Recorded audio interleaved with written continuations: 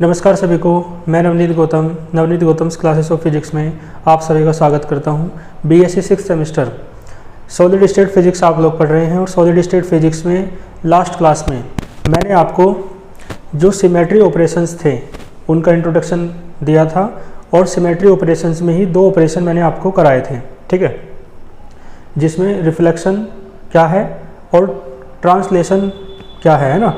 दो मैंने आपको ऑपरेशन सिमेट्री ऑपरेशंस कराए थे, ठीक है। तीसरा जो था आपका रोटेशन सिमेट्री ऑपरेशन है और जो चौथा है वो इन्वर्जन सिमेट्री ऑपरेशन है, ठीक है। तो रोटेशन सिमेट्री ऑपरेशन पूरा नाम लिखना चाहो तो लिख सकते हो आप। ऑपरेशन मैंने बताया था समक्रिया, सिमेट्री यानी सममिति और रोटेशन यानी कि घूर्णन। तो घूर्णन सममिति समक्रिया हिंदी में कहेंगे। देखो इसका क्या मतलब है, मैं एग्जाम्पल देकर के पहले आपको समझा दूँ। जैसे ये कोई स्क्वायर है, ठीक है जी, स्क्वायर का प्रत्येक एंगल कितना होता है 90 डिग्री। ये क्या है, एक वर्ग है, ठीक है। इसका प्रत्येक कोण 90 होता है, 90 होता है ना। तो यदि इसे आप, ये A है, ये B है, ये C है और ये D है, यदि इसे आप ऐसे घुमा दो 90 डिग्री तो क्या होगा, जब इसे आप 90 डिग्री घुमा दोगे तो ये जो A है ना यहाँ आ जाएगा, ठीक है, B नीचे आ जाएगा, C इधर आ जाएगा और D यहाँ पहुँच जाएगा, ठीक है ना। आपने इसे ऐसे घुमा दिया 90 डिग्री, ठीक। तो आप देख के बताओ, अब भी चारों तरफ जो एंगल हैं वो 90 तो रहेंगे, एंगल चेंज थोड़ी ना होगा। और देख लो इसमें भी कुछ भी चेंज नहीं हुआ, जैसा ये यहाँ पे लग रहा है वैसे यहाँ पे लग रहा है, शेप देखने में, है ना, स्क्वायर ही है, ठीक है। हर एक जगह यहाँ भी चारों एंगल कितने हैं 90, यहाँ भी चारों एंगल क्या है 90। तो इसका मतलब घुमाने पर आपको कुछ परिवर्तन नज़र नहीं आया, ठीक है। घुमाने पर आपको कोई भी जो चेंज है वो दिखाई नहीं दिया, ठीक है। ये तो पॉइंट्स जो नाम रख रखे हैं ABCD, इनमें चेंज दिख रहा है, ये तो हमने रखे हैं नाम तो, ठीक है। लेकिन वैसे आकृति में यानी शेप में या एंगल में कोई चेंज नहीं आया, ठीक है। इसका मतलब क्या हुआ, रोटेशन कराया ना आपने इसका, और रोटेशन होने के बावजूद भी क्या है, सिमेट्री है इसमें, इस शेप में और इस शेप में, दोनों शेप में रोटेशन होने के बावजूद भी क्या है, सिमेट्री है, सममिति बनी हुई है घूर्णन होने के पश्चात भी, ठीक है।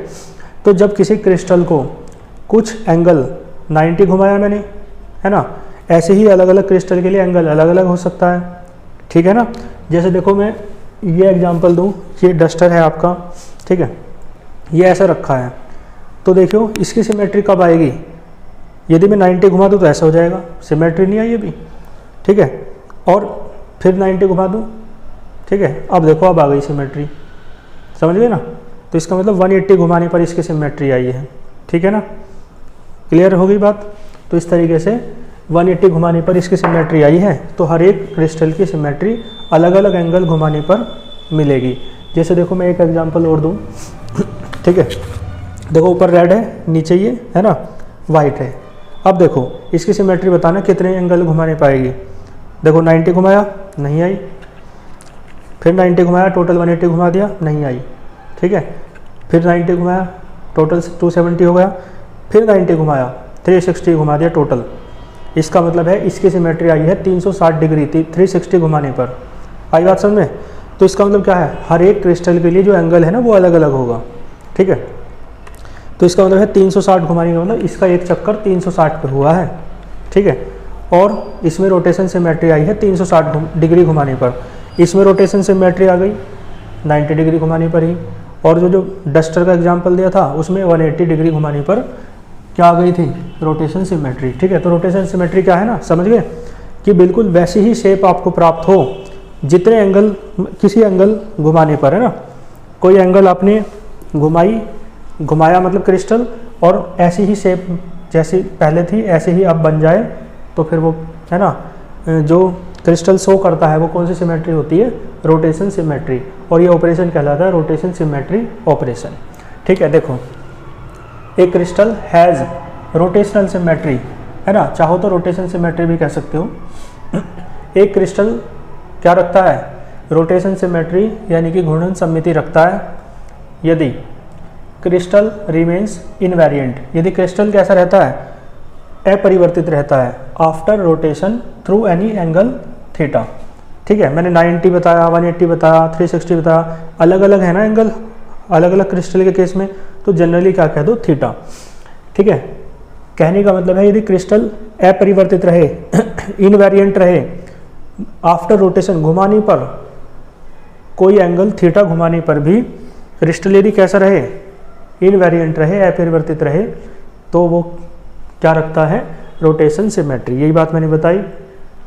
जैसे कोई एंगल थीटा मतलब यहाँ 90 डिग्री घुमाने पर ये जो स्क्वायर वाला क्रिस्टल है ये क्या रखता है, ये क्या रखता है, शेप सेम रखता है बिल्कुल, है ना।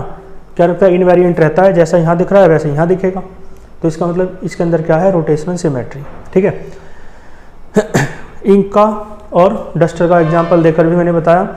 डस्टर 180 डिग्री घूमने पर रोटेशन सिमेट्री दिखाता है, और जो इंक की वो है ना डिब्बी थी वो क्या दिखाती है, 360 घूमने पर रोटेशनल सिमेट्री दिखाती है। ठीक है, समझ गए। तो इसका मतलब है देखो, because the crystal always remains invariant. देखो एक बात है, कोई भी वस्तु हो सिमेट्री 360 डिग्री घुमाने पर तो दिखाई ही देगी, जैसे मार्कर ही है। ठीक है, देखो 90 घुमाया नहीं दिख रही, 180 पे भी नहीं दिख रही, 270 पे भी नहीं दिख रही, लेकिन 360 घुमा दिया तो देखो जैसा पहले था घुमाने से पहले, घुमाने के बाद भी वैसे ही हो गया। यानी हर एक वस्तु 360 पे तो दिखाएगी ही। ठीक है, सिमेट्री, रोटेशन सिमेट्री। तो देखो जो क्रिस्टल है ऑलवेज हमेशा रहता है इनवेरिएंट, ठीक है, बाई ए रोटेशन ऑफ 2 पाई। 2 पाई का मतलब 360। ठीक है, यानी 360 2 पाई रोटेशन पे तो क्रिस्टल हमेशा क्या दिखाता है, सिमेट्री दिखाता है, रोटेशन सिमेट्री, यानी इनवेरिएंट रहता है। तो ये जो एंगल 2 पाई है ना, देखो जैसे यहाँ पे किसका एग्जाम्पल दूँ मैं, हाँ इस मार्कर का ही दूँ, है ना, मार्कर घुमाया था ना, तो मार्कर घुमाया मैंने 360। ठीक है, क्लियर है। और आपने घुमाया कैसे था, आपने ऐसे घुमाया था कि पहले 90 घुमाया फिर 90 घुमाया। इसका मतलब है 90 क्या, एंगल थीटा, और कितनी बार घुमाया 90 4 बार। तो यहाँ क्या आना चाहिए, 4 का मतलब जनरली मान लो n।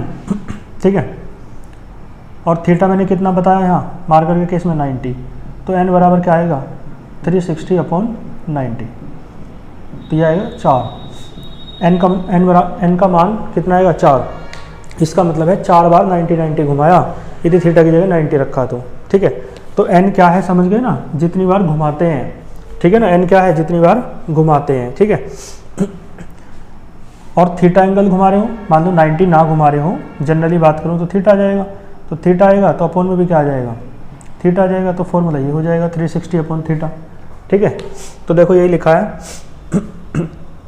यानी यहाँ देखो n इंटू थीटा बराबर 360 है या नहीं।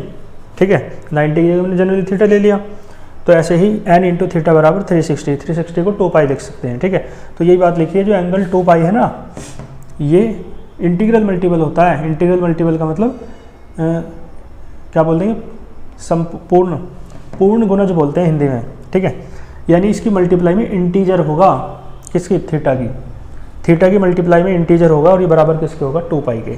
और ये कैसे होगा मैंने यहाँ बता ही दिया। ठीक है, तो इंटीजर होगा, इंटीजर यानी पूर्णांक, तो थीटा बराबर आएगा 2 पाई/n। यही वाली बात है, 360/थीटा, है ना।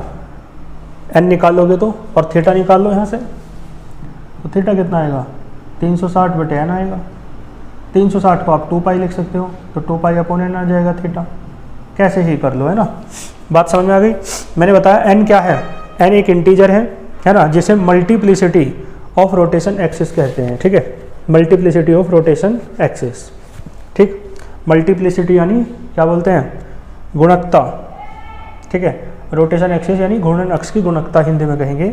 और ये तो ऐसे ही है ना, कोई क्रिस्टल दिखा रखा है तो उसे घुमाओगे, देखो इसमें ना जितने भी ये बने हुए हैं ये सब एंगल हैं, तो सेम एंगल होंगे ये सारे। तो एक को मैंने थीटा मान दिया, तो सारे ही क्या होंगे, थीटा। तो आप थीटा एंगल पे इस क्रिस्टल को घुमा रहे हो, ऐसा आप मान सकते हो। ठीक है, और n की जो वैल्यू है ये 1 2 3 4 6 होती हैं। ठीक है, बीच में 5 रह गया, 5 क्यों नहीं होती है, फिर 7 आएगा, 7 क्यों नहीं होती है, उसका एक डेरिवेशन है ना, सिलेबस में होगा तो मैं पढ़ाऊँगा कि क्यों नहीं होती है 5 और 7। फिलहाल आप याद रखें कि n की वैल्यू 1 2 3 4 और 6 होती है, ठीक है। और देखो यहाँ क्या लिखा है, a rotation corresponding to the value of n, ठीक है, is known as n fold rotation. कहने का मतलब क्या हुआ, जैसे मार्कर को आपने 4 बार घुमाया था तब मिली थी 90-90 करके 4 बार घुमाया ना, तब क्या मिली आपको, सिमेट्री मिली, ये रोटेशन सिमेट्री। तो और देखो इसे भी आप क्या करोगे भाई, देखो 4 बार घुमाओगे ना, बिल्कुल एग्जैक्ट वैसे ही लेना है। तो जैसे यहाँ देखो ए पॉइंट है, तो ए पॉइंट अब इधर पहुँच गया एक बार घुमाने पे तो 90 डिग्री, ऐसे ही ए तुम्हें यहीं लाना है दोबारा तो 360 तो घुमाना पड़ेगा ना, यानी 90-90 करके 4 बार घुमाना पड़ेगा। तो ये जो स्क्वायर है ना, इसे 4 बार घुमाने पर है ना वैसे ही सिमेट्री आपको मिलेगी, बिल्कुल जैसा था ये पहले। तो 4 बार घुमा रहे हैं ना, तो इसे कहते हैं 4 फोल्ड, ठीक है। क्या लिखा है, 4 फोल्ड रोटेशन। देखो ये लिखा, एक 2 डायमेंशनल स्क्वायर है, ये 2 डायमेंशनल स्क्वायर है ना, ये क्या रखता है, 4 फोल्ड रोटेशन सिमेट्री रखता है।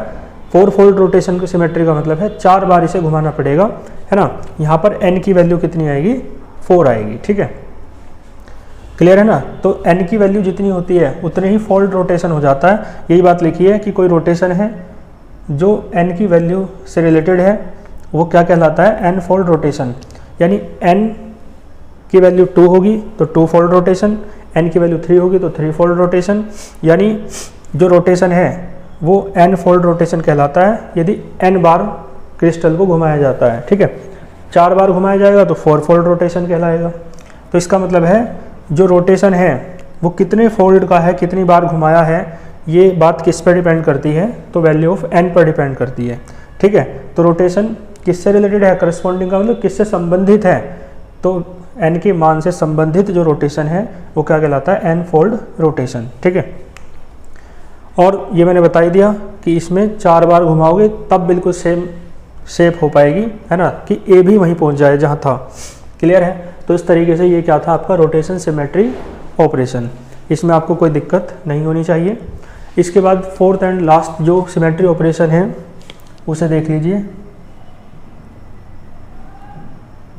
ठीक है जी। इसे कहते हैं इन्वर्जन सिमेट्री ऑपरेशन, जिसका नाम हिंदी में क्या कहेंगे, व्युत्क्रमण या उत्क्रमण सममिति समक्रिया, ठीक है। देखो ये क्या है समझ लो। और देखो ये जो ऑपरेशन है ये 3D में लागू होता है, केवल किस में लागू होता है, 3D में। तो ये 3D स्ट्रक्चर है, एक मैंने स्क्वायर लिया, स्क्वायर नहीं क्या बोलेंगे, घन बोलेंगे, है ना, क्यूब, ठीक है। और एक लैटिस पॉइंट मैंने यहाँ माना, ये ओरिजिन है, ओरिजिन से इस लैटिस पॉइंट की डिस्टेंस कितनी है, r। तो देखो ध्यान देना, ओरिजिन से इस लैटिस पॉइंट यानी ये वाला लैटिस पॉइंट जितनी डिस्टेंस पर है क्रिस्टल के भीतर, है ना, अपोजिट डायरेक्शन में ओरिजिन से उतनी ही डिस्टेंस पर एक और लैटिस पॉइंट मिलेगा, ठीक है। उसकी डिस्टेंस उधर को है तो +r हो जाएगा वो, और इसकी डिस्टेंस अपोजिट डायरेक्शन में है तो ये -r होगा इसकी डिस्टेंस, ठीक है। तो यही बात देखो लिखी है कि क्रिस्टल क्या रखता है, इन्वर्जन सिमेट्री रखता है यदि फॉर एवरी लैटिस पॉइंट, और ये बात प्रत्येक लैटिस पॉइंट के लिए है, ये बात है ना। इसके और इसका अपोजिट कहाँ मिलेगा, देखो इसका अपोजिट उस तरफ मिला तो इसका अपोजिट यहाँ मिलेगा, ठीक है। आप ऐसे भी देखोगे ना तो भी मिलेगा, यदि ये r है तो ये क्या होगा, -r, ठीक है। यानी O से जितनी डिस्टेंस पर इस साइड ये है, O से उतनी ही डिस्टेंस पर दूसरा लैटिस पॉइंट होगा। तो ये वाले का वो क्या है, यानी इस वाले लैटिस पॉइंट का वो क्या है, इन्वर्जन, उत्क्रमण, उल्टा। ये इस डायरेक्शन में है जितनी डिस्टेंस पर, वो उस डायरेक्शन में है उतनी डिस्टेंस पर, समझ गए। तो कह रहा है फॉर एवरी पॉइंट, प्रत्येक लैटिस पॉइंट के लिए बात लागू होती है, चाहे ये वाला हो, चाहे ये वाला हो, ठीक है। जितने भी लैटिस पॉइंट है सबके लिए बात लागू होती है। क्या बात है कि एट पोजीशन r, कोई लैटिस पॉइंट है जो r पोजीशन पे है, जैसे मैंने यही बताया, ठीक है।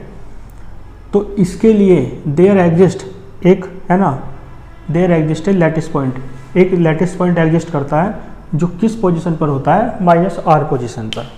आई बात समझ में, यानी पोजीशन r पर जो लैटिस पॉइंट है उसके लिए, है ना, पोजीशन -r पर भी दूसरा लैटिस पॉइंट अपोजिट डायरेक्शन में होगा, ठीक है। यही बात यदि जिस क्रिस्टल में दिखती है वो क्रिस्टल के अंदर कौन सी सिमेट्री होती है, इन्वर्जन सिमेट्री। ठीक है, और देखो ये लिखा है, मैंने बताई दी ये बात तो कि ये जो सिमेट्री है ये केवल पाई जाती है या मान्य होती है किसके लिए, 3D लैटिस के लिए, 3 डायमेंशनल त्रिविमीय है ना जालक के लिए मान्य होती है केवल। And it is a point operation, और ये पॉइंट ऑपरेशन है क्योंकि लैटिस पॉइंट की इसमें बात हो रही है। ठीक है, तो इस तरीके से ये इन्वर्जन सिमेट्री ऑपरेशन भी आपका कंप्लीट होता है, और इस तरीके से आपके चारों सिमेट्री ऑपरेशंस आपने पढ़ लिए हैं। मिलते हैं फिर नेक्स्ट लेक्चर में नेक्स्ट टॉपिक के साथ, तब तक के लिए ऑल द वेरी बेस्ट।